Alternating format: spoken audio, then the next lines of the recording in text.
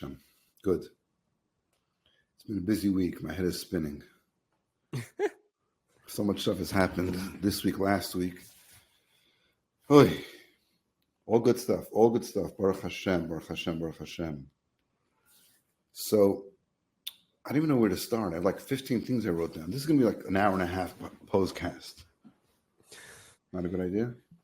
No, I don't think that's a good idea, no. You're going to have to segment things out and just slowly do them over the next few weeks.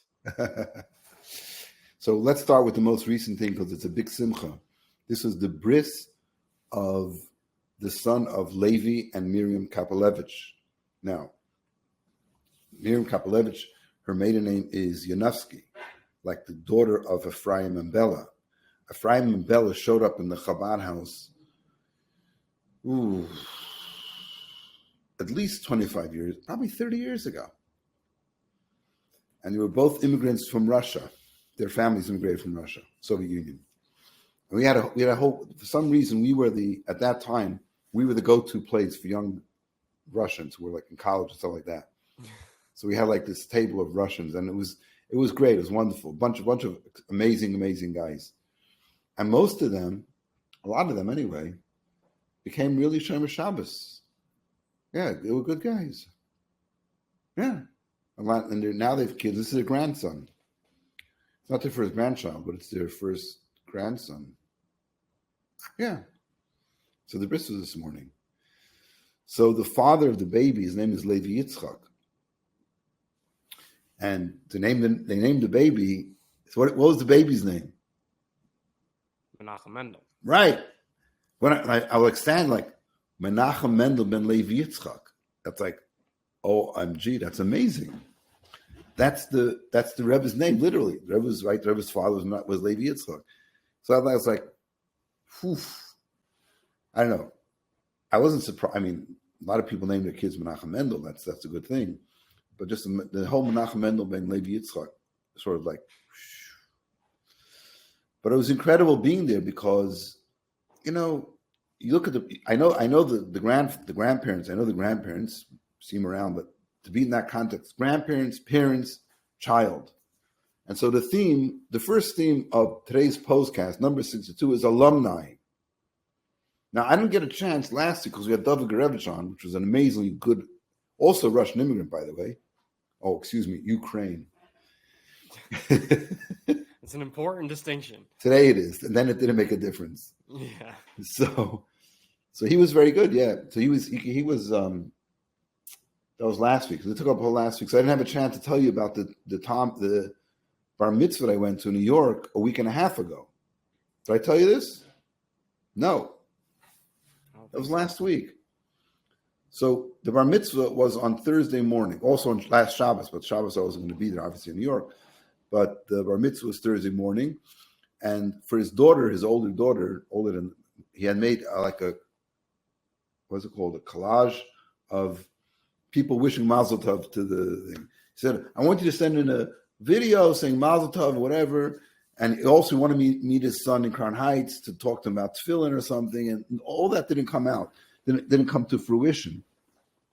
And then the bar mitzvah was Thursday morning, last week, Thursday morning.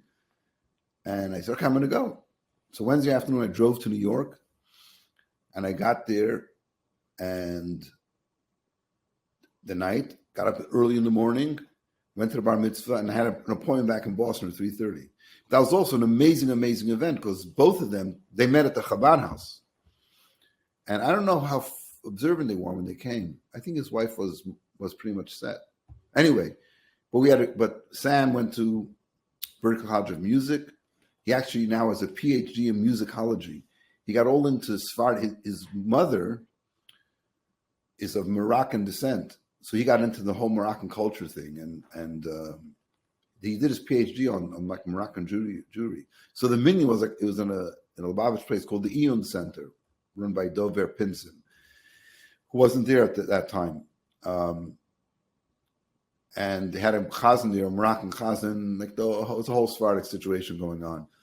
And the boy read the Torah. It was so beautiful. The kid read the Torah and was davening, and I'm like having flashbacks with this guy when he was in Boston, going to Berkeley, and here him now with him, and I actually his older brother had come from California, and he said, "Yeah, I remember Prospect Park because he had his wedding in Prospect Park, a very unique venue." And it's like, yeah, I remember I was at the wedding, obviously, and here we are, like 15 years later, I guess, at least, and bar mitzvah of his second son, of his second child. So that was very beautiful, very special. And I had a chance and of course, when am I there? I thought the other rabbi would be there. I just go there as a guest. No, the rabbi's not there. So what's my responsibility now? I got to start wrapping tefillin on people. Boom, boom, boom. So we were posing for a picture with Sam and another Biolam, Tal Zim, Shlita. And we're posing for the camera, and I'm like saying, and the guy's like, you know, these photographers, they click and they click and they click. And I said, oh man, I can't smile so long. And Sam whispers to me, says, I know what you were thinking. Who could I put on tefillin with next? I said, you're right. You're right. Get away. I don't do this picture thing. So that was just like drove in, went to the bar mitzvah, no other stop, no other visits, nothing, zero zilch. Bar mitzvah, back to Boston. And then have this bris today. So I just want to let the people know out there, the people who are listening, the alumni that are listening, you make a simcha, we'll show up. I can't say anything for Chani. She has her own, she goes on her, you know, she has the school situation. I can't, but if I'm able, especially now in the summertime, anybody will get married during the summer, I'll show up at your wedding, have a baby, have a bris, have a bar mitzvah. We could be there. And I'm just so happy. It's not like, oh, this is, you know, my accomplishment. It's the miracle of the continuity of the Jewish people. That's what it's about. That's the beauty of it. And to be able to go to see that, I'm looking at them. I'm looking at them. I'm remembering things I said to them. Not all the things. Some of the things I said to them when they were students and the discussions we had. And here they are now, you know, grandparents. And I want to get up and say, guys, I want to tell you about these grandparents. I want to tell you. Of course, it's irrelevant, but it's just so beautiful. It's just an amazing, amazing thing to have that great privilege. I don't deserve it. Privilege to be able to be there and to have, you know, and have that nachas. It's just amazing. It's a byproduct. Okay, so now there's these Lubavitcher that listen to the Pos-cast. I know that because I'm getting hacked my chainik. So the father of the little baby said, "Do you have a letter from the Rebbe?" Like the Rebbe would send letters for weddings, whatever it was. He would send a letter of bracha. So you have one. So the father messaged me last night. You have a letter, Rebbe's letter. So normally you just take the text of the letter and read the text. You know. So, but I messaged Chani this morning. I was ready in shul. And I said, "Can you look if we have a letter that we got from one of our children for his bris?" Lo and behold, she found a letter that was sent to our son on the occasion of the birth of our son, Eli. You never met him, Eliezer. He's our third child. I don't think I have. You have? No, I said I don't think I have. He's our third child, and he was born on the first day of Pesach. So fascinating. So the letter is quote unquote standard, meaning to say I think I've met 4 of your sons. Okay, nobody cares. Your fault for bringing it up. That's you had to. Right. Maybe next week we'll have we'll do the Posner children Pos-cast. We'll introduce everybody. You'll meet them all. So Rebbe address the letter, and then it gives the bracha that respond to your notification that you in Hebrew, of course, that you received that you had a child was born. You should bring him into the covenant of Avraham Avinu, and then it ends a lot like this because it's dated Chol HaMoed Pesach. Now, on Chol HaMoed, generally you're not supposed to write. Let me break here for a little halachic moment. Everything's Chol HaMoed. It's like it's a regular day. Do what you want. Actually, it's the other way around. It's minor yontif. In other words, anything you don't need to do, you shouldn't be doing. So, Chris says, even like famously, the famous thing in halach is, are you allowed to get a haircut on Chol HaMoed? The answer is no, unless you're getting out of prison. Why? Because people would say, before Yontif, everybody's busy. I got a haircut. I'll get the haircut on Chol Hamoed when I'm not working anyway. So that's not respectful for Yontif. So no haircuts on Chol Hamoed. Because then you... Okay, but also that only applies to one Chol Hamoed because you're not getting the haircut on Chol Hamoed Pesach anyway. Why? No, serious stuff doesn't start till after Pesach. There's no restrictions on Sfira then. Like music and stuff like that. You can do that on Chol Hamoed. Anyway, so therefore, even writing, you shouldn't write on Chol Hamoed unless you're going to be a loss of money, great loss of money. So at the end, the Rebbe doesn't actually sign the letter. It's typed. It says like this. Typed. It says, because of the sanctity of the holiday, the Rebbe did not sign the letter. And then you know what the next line is? The signature, and I'm doing it in his place, the signature of the secretary. It's interesting. So I'm throwing this out to people, whoever wants to explain to me, if the Rebbe didn't sign the letter because of the sanctity of the holiday, why did the secretary have to sign it? Could have not signed it. Why did he sign it? Okay. Anyway, that was a little tidbit for those people that would enjoy that type of thing. So that was the bris this morning. And then Sunday we did another alumni. Chaim Schild and his wife, their daughter got married. We went to the wedding. Now this was a crazy Crown Heights trip. You know, you go to Crown Heights and like things happen. I think it's like Hashem is like really working overtime in Crown Heights to make things happen. You know, like it says, like Eretz Yisrael, Hashem pays a lot of attention. I think Crown Heights pays a lot of attention because I'm bumping into people. Things are happening. I'm just like, whoa, this is crazy stuff going on. So I'm at the wedding, right? And Chaim Schild. Now there's another Schild, Linden Schild, Yehuda Schild, who also lives in Monsey. And he walks into the wedding with his wife. Like, again, alumni, met in the Chabad house. Crazy, crazy, beautiful stuff. Beautiful, beautiful stuff. Then I'm sitting in 770 minding my own business. And Yeshua Former comes over. Who's Yeshua Former? He got connected to Yiddishkeit, observance, when I was in yeshiva in Miami. Now he says to me, oh, and he's wearing a kapata. I said, why are you wearing a kapata? I said, oh, tomorrow morning is the bris of my grandson. Like, oh, okay. This was this week. This was the wedding was Sunday night.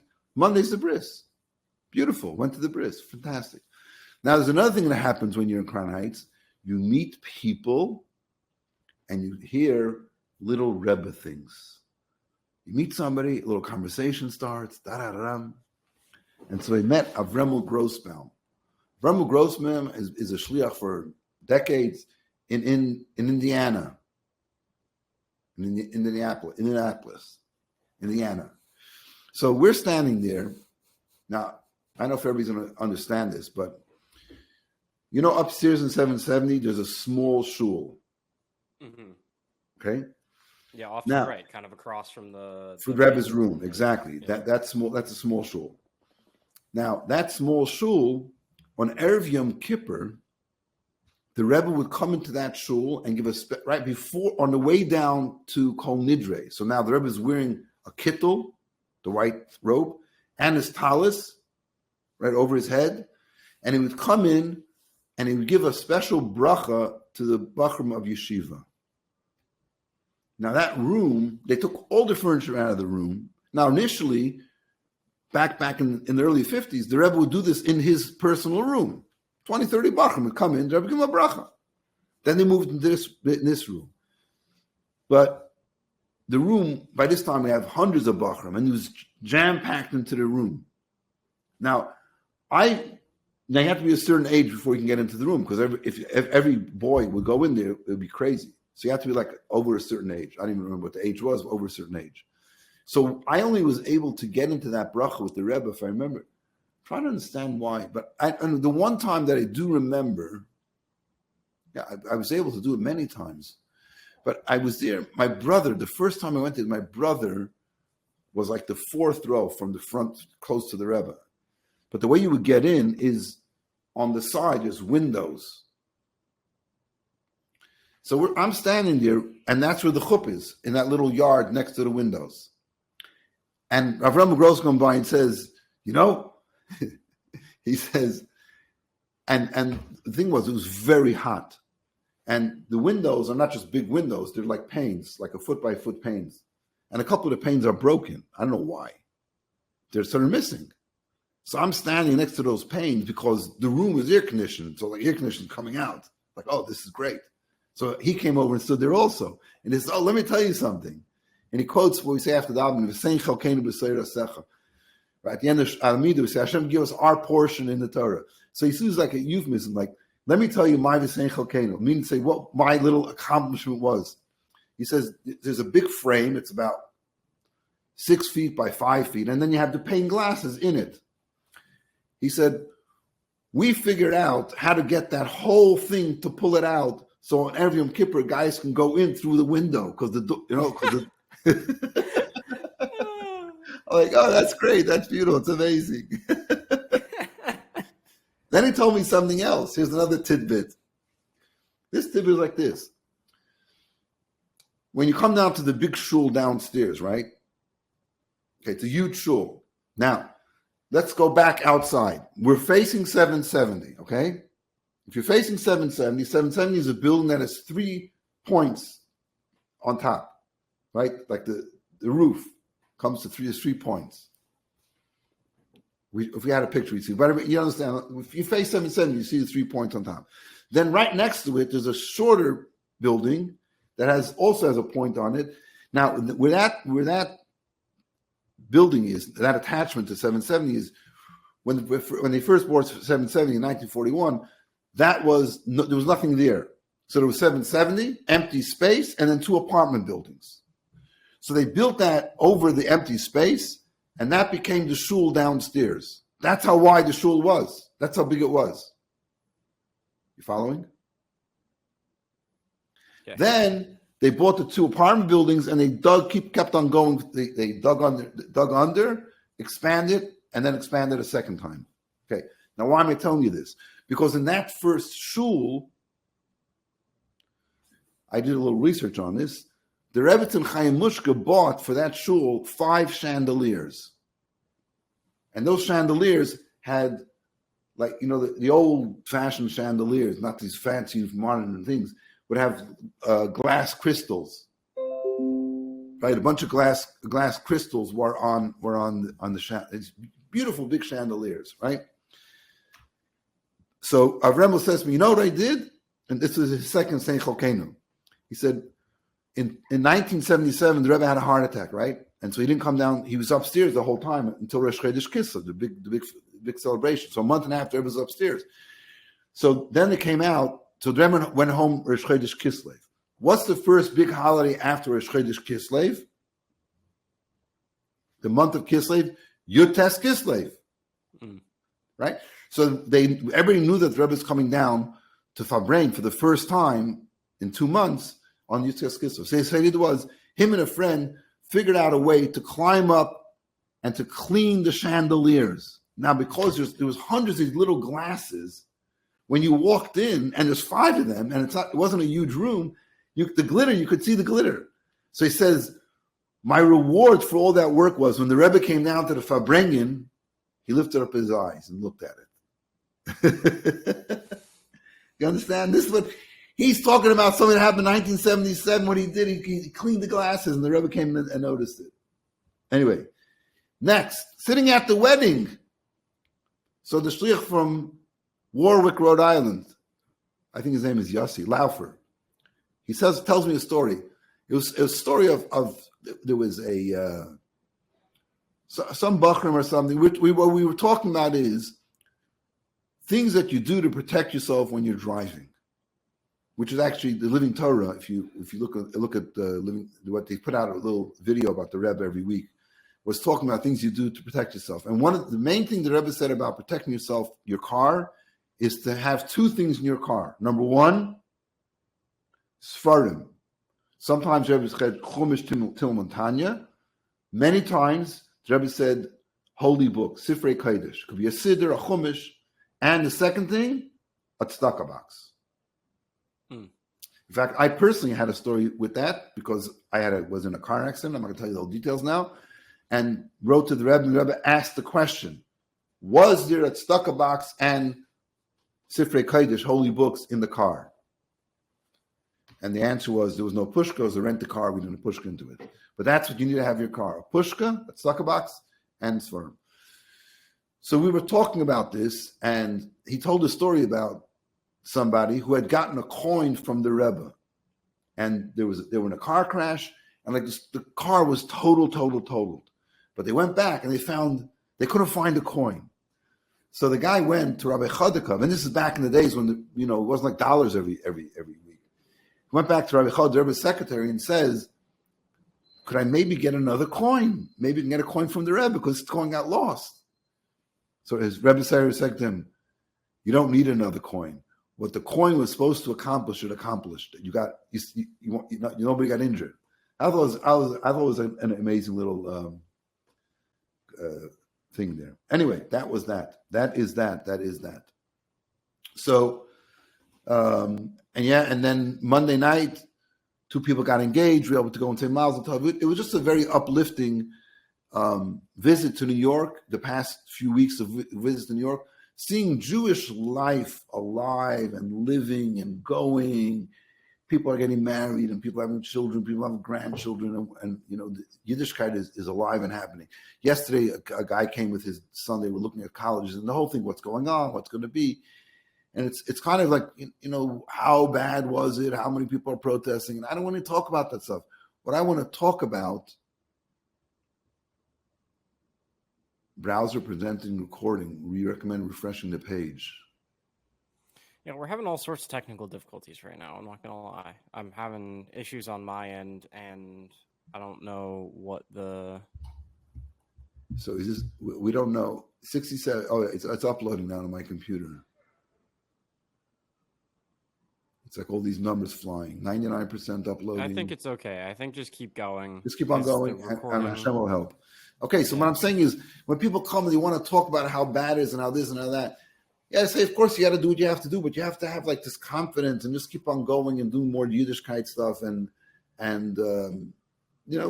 getting married, having children, going to yeshiva, all that stuff. And so finally, yesterday, I get an interesting call from a guy I don't know. He says, I was doing a summer camp in Maine, and this is an Israeli guy. And he wants to go back. He's going back to Israel today. This was yesterday. He needs a place to stay overnight. So then I'm talking to Chani about it. I'm like, wait a second. He finished summer camp? It's June. Camps don't finish now. I know usually you have like the counselors come from Israel, like the Jewish agency sends counselors to work with kids in the camp. But then they travel afterwards. So it's not unusual. At the end of the summer, we got a bunch of these Israelis passing through Boston. Anyway, so I'm trying to figure out what's going on. And then it ends up that he says, well, for some reason, it didn't work out in the camp. And so he's quitting and he's going home. All right, the details of what happened in the camp is not important to me. But the thing was that the guy from New York, I said, how did you know this guy? He said, I was in camp with him. And somehow they thought the camp was going to be the guy from New York thought it was going to be Orthodox. It's not. There was financial issues, so he left also. But the kid from Israel, so the guy called from New York because suddenly now this guy is taking a flight out of Boston, coming from Maine, leaving Boston, needs a place to stay overnight. So I say, yeah, you can stay over at the Chabad house. And the guy from New York saying, like, I can't. This guy is like, his mind is blown. He can't believe it that just some random person we never even met will give him a place to stay overnight for. And I'm saying, you got to tell him that he's a Jew. We're Jews. Someone needs a place to stay. Of course, let him stay here. So now I said to the guy in New York, the frum guy, or the observant guy, he said, look, the whole camp happens. You should meet this Israeli guy who has no idea how Jews behave, how observant Jews interact with each other, interact with other Jews. That's your whole point. You got to stay in touch with him. And he said he's actually going back to yeshiva in the fall. He's going to invite this guy to him to visit him for Shabbos. So there you go. Another quote unquote not random act of Gemilas Chasadim, helping another Jew. And all of a sudden this Israeli guy is like opened up to a whole new world. I don't know why he doesn't know this. Maybe he never needed it. About how Jews help other Jews and we're all one people. And I told the guy in New York, he said, the guy is amazing. And the guy in New York says, oh, you're amazing. I said, not amazing. I'm doing what the Rebbe told us to do, being a Chabad house like Avram Avinu had, provide physical accommodations and then spiritual accommodations as well. And with this, we're going to conclude. I see you're stressed because it seems that there's a technical issues going on. So guys, I may be talking to myself. I may be talking to you. I know Seth is not really paying attention now because he's being the technical guy, which is wonderful and great. But we got to remember that we have a chance to help another Jew with a physical, material favor, and so much more so, if possible, even with the ruchnius, with doing a mitzvah, tefillin, Shabbos candles, all the 10 mitzvahs that Rebbe chose. And then we'll bring Mashiach to the world, and we'll meet my friend David. I forget his last name. David, it's in my phone. David the Israeli, who's he's on a plane about now, who's flying off to Eretz Yisrael. He'll be waiting for us in Ashkelon. Amen. And with that, thank you so much for listening to hopefully a decent amount of episode 62 of the Pos-cast. I hope this is not a continuing issue. I can't figure out the problem. Sometimes my computer decides to be a little bit woo if I wait for an update, but I don't have any updates available. So I don't know what the issue is. So hopefully things are good. 2 weeks in a row with technical issues. So hopefully no technical issues next week.